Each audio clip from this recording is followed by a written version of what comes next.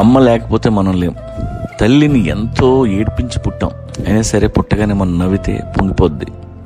నీకోసం తను పడ్డ కష్టాలన్నీ మర్చిపోద్ది.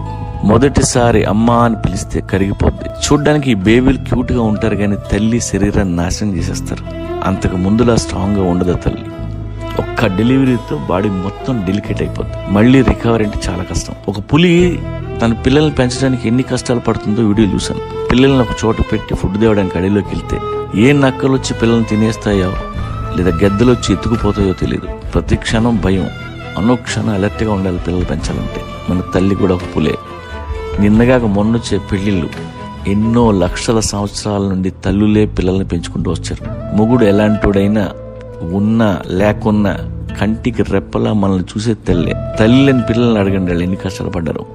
మొగుడు సంపాదించినా సంపాదించకపోయినా, ఇంటికి వచ్చినా రాకపోయినా పిల్లల కడుపు నిండితే గాని ఏ తల్లి పడుకోదు.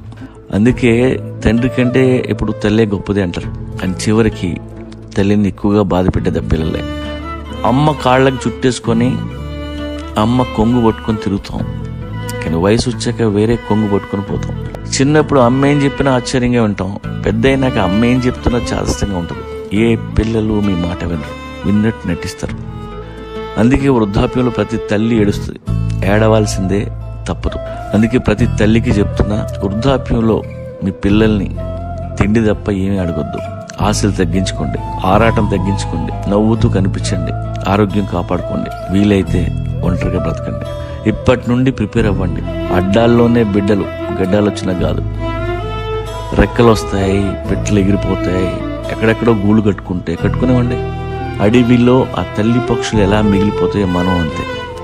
వయసు మళ్ళీ మనం పసిపిల్లల్లాగా తయారవుతాం. మోకాళ్ళు నీరసించి తప్పటడుగులు వేస్తాం. కొన్ని గుర్తుంటాయి, కొన్ని గుర్తుండవు. అన్నం ముద్దు తింటుంటే చేతులు వణుకుతుంటాయి, మాటలు సరిగ్గా రావు. ఎదురుగా పిల్లలు ఉంటారు, అమ్మా అని పేదాలు కదులుతుండే కానీ ప్రాణాలు పోతాయి. అంతే జీవితం.